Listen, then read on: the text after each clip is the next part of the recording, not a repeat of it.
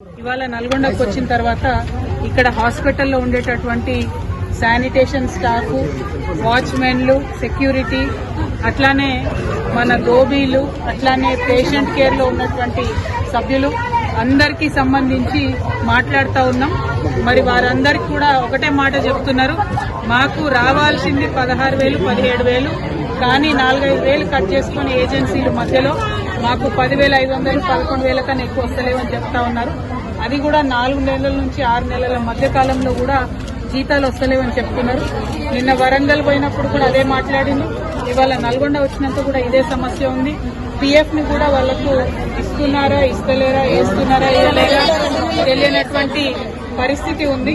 కాబట్టి నేను ప్రభుత్వాన్ని రిక్వెస్ట్ చేసేది ఒకటే, మనకు హాస్పిటల్ నడవాలంటే ఖచ్చితంగా శానిటేషన్ స్టాఫ్ కావాల్సిందే, సెక్యూరిటీ స్టాఫ్ కావాల్సిందే, పేషెంట్ కేర్ వాళ్ళు ఉండవలసిందే, డోబీలు ఉండవలసిందే.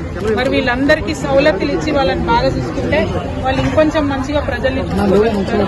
కాబట్టి ఈ విషయాన్ని ఇమీడియట్ గా ప్రభుత్వం కన్సర్న్ తోనే ఆలోచన చేసి వాళ్లకు రెగ్యులరైజ్ చేసే విధంగా ప్రయత్నం చేయాలని, ఇప్పుడు ఏవైతే పెండింగ్ జీతాలు ఉన్నాయో వాటిని తక్షణమే రిలీజ్ చేయాలని కోరుతున్నా. ఇక్కడ మంత్రివర్యులు కోమటిరెడ్డి వెంకటరెడ్డి గారు ఉంటారు. ఇంతమంది మీ నల్గొండ జిల్లా ఆడబిడ్డలు జీతాలు రాక ఇబ్బంది పడుతున్నారు. వెంకన్న కొంచెం మీరు శ్రద్ధ తీసుకొని ఒక మాట చెప్తే జల్దీ జీతాలు వస్తాయి. ఆ విధంగా ప్రయత్నం చేయవలసిందిగా నేను కోరుతున్నాను.